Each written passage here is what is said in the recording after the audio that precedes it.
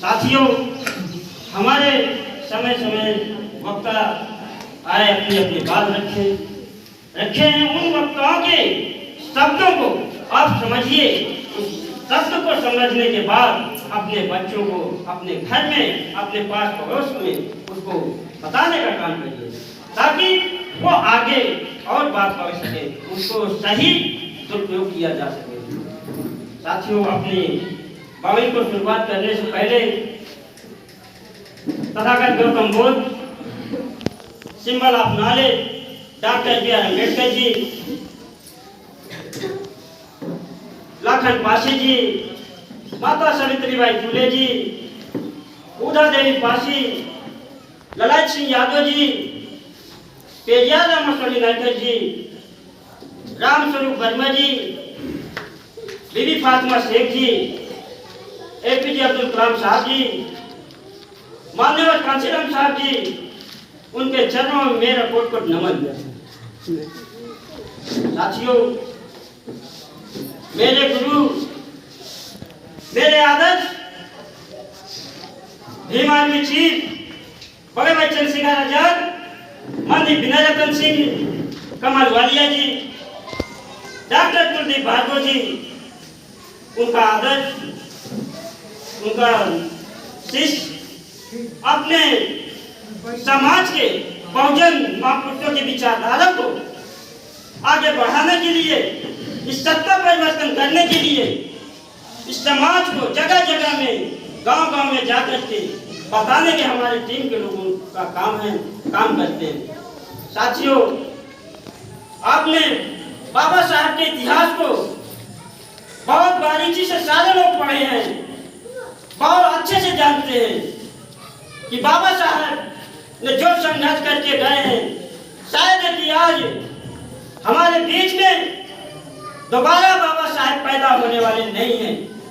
साथियों, बाबा साहब ने अपने 4-4 बच्चों की कुर्बानियां दे करके हमारे लोगों को, हमारे ये देश की गरीब आवाम को उनके सही रास्ते, सही जीवन यापन के लिए, बेरोजगारी के लिए उन्होंने जो संविधान बना करके, जो अधिकार दे करके उन्होंने गए हैं। साथियों, उनका कर्ज, हमें एक छोटे से बच्चे हैं फिर भी उनका कर्ज हम लोग नहीं चुका पा रहे हैं। साथियों, हमको चुकाना कैसे है? उनके महापुरुषों को, बाबा साहब की विचारधारा को, ज्योतिबा फुले की विचारधारा को, पेरियार रामास्वामी नायकर की विचारधारा को, ललाट सिंह यादव की विचारधारा को जब तक हम घर घर जा करके अपने बच्चों को उनके इतिहास को नहीं पढ़ाएंगे, उनके इतिहास को नहीं बताएंगे, तब तक हम कुछ जानेंगे नहीं, हमारा समाज नहीं जानेगा। वही कांवड़ यात्रा होता रहेगा। साथियों, ये कांवड़ यात्रा इसलिए बताई जा रही है कि कांवड़ यात्रा में 20 से 25 दिन हमारे पढ़ने लिखने या कंपटीशन करने वाले बच्चे का दिन बहुत अमूल्य होता है, क्योंकि पेपर लगा होता है, मगर कांवड़ यात्रा में अगर निकल गया, पेपर लगा, पेपर में पूरा उसका मन कांवड़ यात्रा में चला जाता है। तो कंपटीशन लेवल में अगर जाता है, पेपर देने जाता है, तो पूरा माइंड उसका कांवड़ यात्रा में जो नजारा वो देखता है, उसके दिमाग में वही गूंजता रहता है। तो वहाँ पेपर में क्या लिखेगा, क्या पढ़ेगा, क्या टिक लगाएगा, साथियों, वहीं से हमारा ब्रेक वहीं से फेल हो जाएगा। साथियों, इस वजह से भगत बच्चन सिंह आजाद जी ने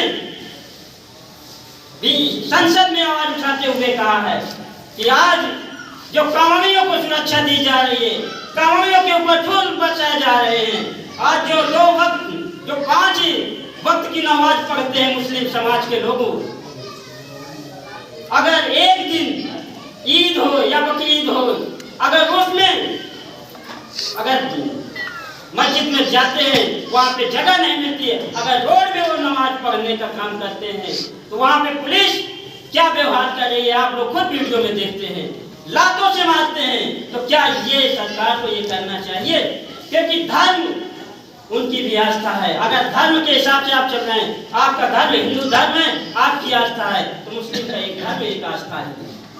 तो साथियों, भगत बच्चन सिंह आजाद आए दिन संसद भवन में चाहे बेरोजगारी का मामला हो, 69,000 शिक्षक भर्ती का मामला हो, चाहे रेलवे, चाहे अनपढ़ बेटियों के साथ जुल्म शोषण अत्याचार का मामला हो, आए दिन भाई राजस्थान की घटना आए दिन होती रहती है, उन पे भाई आवाज उठाते रहते हैं संसद भवन में। आप देखे होंगे भाई जो आज पहली जीत 1.5 लाख वोटों से भाई जीते हैं, आज प्रधानमंत्री जी भी वही 1.5 लाख वोटों से जीते हैं। आप देखिए पहले जब जीते थे तो कई लाख गुना से जीते थे। याद है कि भाई चंद्रशेखर आजाद जितने वोटों से जीते हैं उतने ही वोटों से प्रधानमंत्री मोदी जी भी जीते हैं। ये जनता उनको सबक सिखा रही है।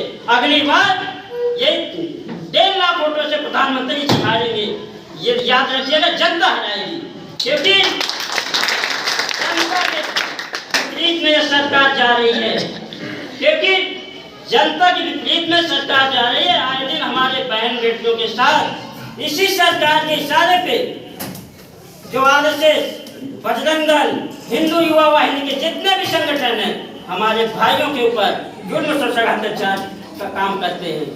साथियों, हमारे बहनों के साथ रेप करने का काम करते हैं, हमारे भाइयों को गोली मार के हत्या कर दी जाती है, उनको फांसी ऐसे मार के टांग दिया जाता है। साथियों, ये हमारे साथ, क्योंकि ये सत्ता का प्रभाव है, क्योंकि सत्ता में हम लोग नहीं हैं, इस वजह से हम लोग सताए जाते हैं, इसलिए हमारे लोगों की मौतें होती हैं।